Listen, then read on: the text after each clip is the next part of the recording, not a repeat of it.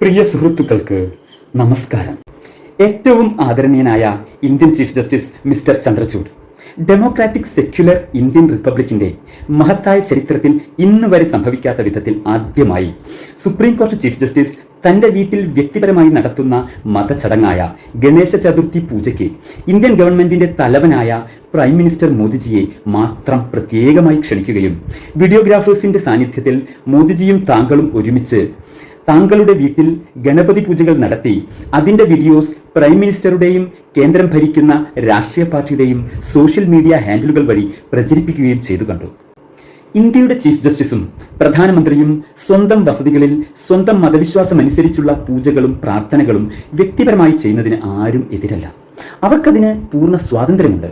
പക്ഷേ വിവിധ ജാതി മത ഗോത്ര വർഗ വിശ്വാസികളും വിശ്വാസികളല്ലാത്തവരും ആയ ഇന്ത്യൻ ജനത നൽകുന്ന നികുതി പണത്തിൽ നിന്ന് ശമ്പളം വാങ്ങിക്കുന്ന ഇന്ത്യൻ ജുഡീഷ്യറിയുടെ ആദരണീയ തലവനായ ഇന്ത്യയുടെ ഉന്നതമായ ജനാധിപത്യ മതേതര ഭരണഘടനാ മൂല്യങ്ങളുടെയും മനുഷ്യാവകാശ പൗരാവകാശങ്ങളുടെയും തുല്യനീതിയുടെയും സംരക്ഷകനായ താങ്കൾ ഭരണകൂടത്തിന്റെ തലവനെ മാത്രം സ്വന്തം വീട്ടിലേക്ക് സ്വകാര്യ പൂജയ്ക്ക് ക്ഷണിക്കുകയും അദ്ദേഹത്തിന്റെ മുമ്പിൽ വിനീത വിധേയനായി കൈകൂപ്പി നിൽക്കുകയും ചെയ്യുന്നത് 143 കോടി ഇന്ത്യൻ ജനതയ്ക്ക് നൽകുന്ന സന്ദേശം എന്താണ്?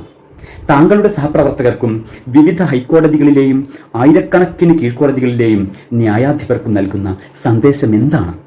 ഇത് തികച്ചും തെറ്റായ ഒരു കീഴ്വഴക്കം സൃഷ്ടിക്കില്ലേ? പ്രത്യേകിച്ച് കേന്ദ്ര സർക്കാരും കേന്ദ്രം ഭരിക്കുന്ന പാർട്ടിയും എതിർകക്ഷികളായ ഒരുപാട് നിയമയുദ്ധങ്ങൾ താങ്കൾ നേതൃത്വം നൽകുന്ന ഉന്നത നീതിപീഠത്തിന്റെ പരിഗണനയിൽ ഇരിക്കുമ്പോൾ മതന്യൂനപക്ഷങ്ങളുടെ വിശ്വാസങ്ങളെയും അവകാശങ്ങളെയും പൗരാവകാശങ്ങളെയും ബാധിക്കുന്ന ഒരുപാട് കേസുകൾ താങ്കളുടെ കീഴിൽ പരിഗണനയിൽ വരുമ്പോൾ ചീഫ് ജസ്റ്റിസ് ഏതാനും മാസങ്ങൾക്കുള്ളിൽ ജോലിയിൽ നിന്നും വിരമിക്കും എന്നത് വിഷയത്തിന്റെ ഗൗരവം വർദ്ധിപ്പിക്കുന്നു. പ്രത്യേകിച്ച് പല മുൻ സുപ്രീം കോടതി ജഡ്ജിമാരും വിരമിച്ച് അധികം വൈകാതെ തന്നെ ഭരണകക്ഷിയുടെ പാർലമെന്റ് അംഗത്വമോ സംസ്ഥാന ഗവർണർ സ്ഥാനമോ പല നാഷണൽ കമ്മീഷനുകളുടെയും ചെയർമാൻ സ്ഥാനമോ ഇന്റർനാഷണൽ കോർട്ട് ഓഫ് ജസ്റ്റിസിലേക്ക് ഗവൺമെന്റിന്റെ നോമിനേഷനോ സ്വീകരിക്കുന്നത് വലിയ വിവാദമായിരുന്നു.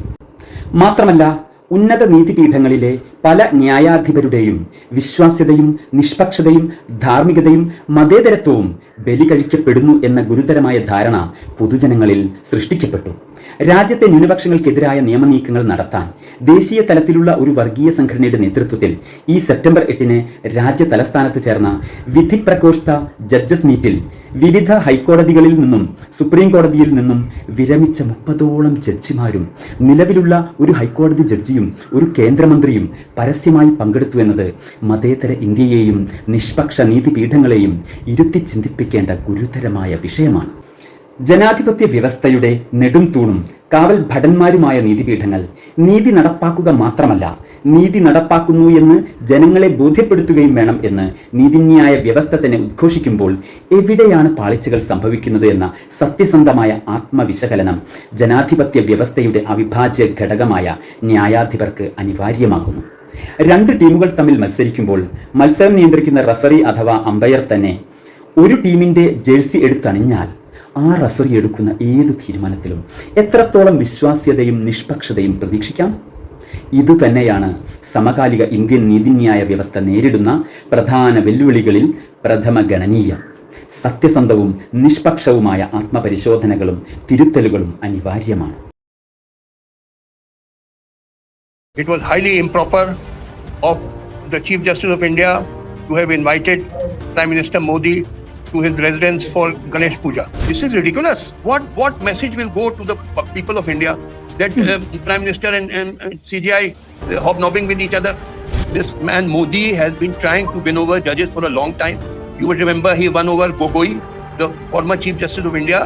He won him over and Gogoi delivered that he was the Chief Justice who delivered that shameful Ayodhya verdict. Well, he is in a desperate state because he does not have a majority in parliament now. His habits of trying to win over the judiciary, destroying the independence of judiciary, that will not change.